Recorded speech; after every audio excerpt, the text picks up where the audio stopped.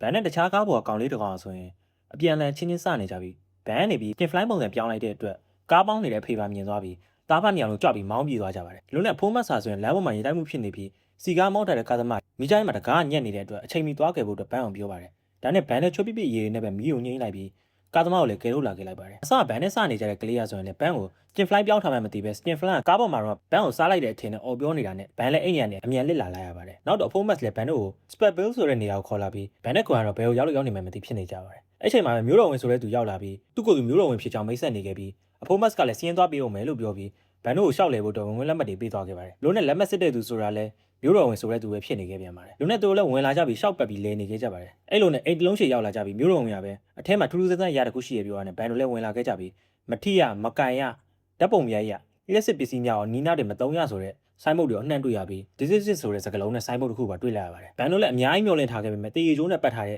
ရာဘာဘောလုံးတစ်လုံးသာဖြစ်နေတယ်ဆိုတာပါတွေ့လာရပါတယ်ဘန်လည်းနောက်တော့ဖုန်းအသွင်ပြောင်းလိုက်ပြီးရာဘာဘောလုံးကိုကင်မြောက်ပြီးစော့နေခဲ့ပါတယ်ဘန်လည်းဘောလုံးကိုလက်တစ်ဖက်တည်းနဲ့မြောက်ပြမယ်ပြောပြီးမြောက်ပြနေနေပဲဘန်ရဲ့လက်ထက်ကနေပြီးပဲဘောလုံးကနေထော်ထွက်သွားခဲ့ပါတယ်ဒီလိုနဲ့ဘောလုံးလည်းမျိုးတွေကအခြားဆောင်လို့ဖြတ်စည်းမိသွားပြီးဘန်နေပြီးတော့ပဲမနေ့ပြန်ဖမ်းလိုက်ရပါတယ်ဘန်လည်းဘောလုံးကိုနေရာကျပြန်ထားမလို့လုံးပါပဲလူပုံစံပြန်ပြောင်းသွားပါတယ်ဘန်လည်းနာယီပတ်ထားတဲ့လက်နဲ့ပဲတေရီဘောလုံးမတော်တဆကင်မိသွားခဲ့ပါတယ်ဘန်တို့လည်းဇော်တုံးမိုးမြော်ဖြစ်နေတဲ့အိမ်ထဲဝင်သွားပြီးအထင်းမှာတော့အဖိုးမတ်ကရှိနေခဲ့ပါတယ်အဲ့ချိန်မှာပဲဘောလုံးတွေကလျှက်စစ်အကောင့်တစ်ကောင်ထွက်လာခဲ့ပြီပဲဖြစ်ပါတယ်လို့နဲ့ဖိုးမတ်ကနေပြီးဘန်နဲ့ကွန်ကိုဒေါသကြီးနဲ့လှန့်ခေါ်ရတဲ့အပြုံထွက်ကြည့်ရခါမှာတော့တမျိုးလုံးပျက်စီးနေပြီပဲဖြစ်ပါတယ်အဲ့ချိန်မျိုးတော်ဝင်ရောက်လာပြီးဒီလောက်ကပြောင်းကစံနဲ့ကလေးစံတာကိုလောက်တာဘယ်သူလဲဆိုတော့သူကသိရလို့ပြောပါတယ်ဘန်တို့ကတော့သူတို့ညောက်ကိုပြောနေလို့ထင်ပေမဲ့မျိုးတော်ကတော့သူတို့ညောက်ကိုပြောနေတာမဟုတ်ဘူးလို့ပြောတဲ့ချိန်မှာပဲပျက်စီးကောင်ရောက်လာပြီးတောင်းကြမှာတော့ဘန်အဲ့ဒါဘာကြီးလဲလို့မေးတဲ့အခါမှာမျိုးတော်ကလည်းအဲ့ဒါဆိုရင်မကာဝက်ဖြစ်တယ်လို့ပြန်ပြောပါတယ်အဖိုးမတ်ကလည်းဒီလောက်အနေများတော့ရာဘာဘလုံးထဲမှာတစ်ချင်လုံးထည့်ထားခဲ့တာလားလို့မေးတော့မျိုးတော်ကလည်းတတိပေးဆိုင်မုတ်တွေကိုသာလိုက်နာလို့ရှိရင်ဒီလိုဖြစ်လာမှာမဟုတ်ဘူးလို့ဘန်တို့ကြည့်ရင်ပြောပါတယ်ဘန်တို့လည်းမကာဝက်ကိုဖမ်းဖို့လုပ်ကြပြီးမကာဝက်ကလည်းအဖိုးမတ်ကိုစားနှောင်နေခဲ့ပါတယ်ဘန်လည်းအေလီယန်တကောင်ပုံစံကိုချိန်လိုက်ပြီးမဲ့သူချိန်နေတဲ့အကောင်ဖြစ်မသွားပဲ upgrade ပုံစံသာဖြစ်သွားခဲ့ပါတယ်ဘန်ကိုလည်းလိုက်စားနှောင်နေတဲ့အကြောင်းလို့ဘန်လည်းဒေါသကြီးနဲ့ကြီးလိုက်တဲ့အချိန်မှာပဲမတော်တဆမျက်လုံးကနေလေးစားပြစ်မိသွားပါတယ်အဲ့ကျမှဘန်လည်းသူ့အဆွဲမျက်လုံးကလေးစားပြစ်လို့ရမှန်းသိသွားခဲ့တာပဲဖြစ်ပါတယ်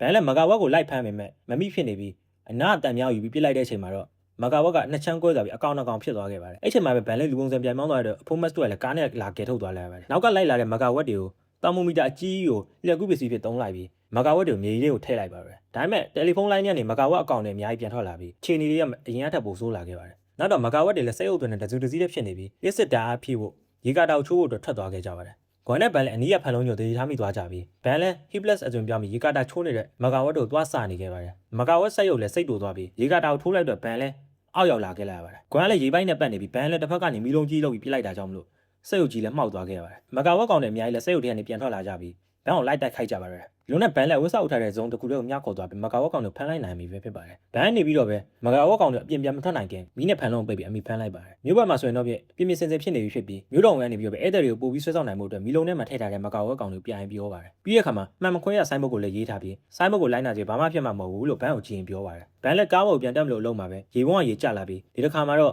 ့အဖိုးမတ်နဲ့ကွမ်းနေပြီးဘန်ကိုပြန်စားလိုက်ပြီးဖြစ်ပါတယ်ကျွန်တော်ရဲ့ဗီဒီယိုလေးကိုကြိုက်နေတဲ့လို့သဘောကျတယ်ဆိုလို့ရှင်တော့ like subscribe လေးလုပ်သွားပေးခဲ့ချက်ပါအောင်ဗျကြည့်ကြအားပေးခဲ့တဲ့တယောက်ချင်းတော့အထူးပဲကျေးဇူးတင်ရှိပါဗျနောက်ဗီဒီယိုမှာပြန်လည်ဆုံတွေ့ကြအောင်ပါဗျဘိုင်ဘိုင်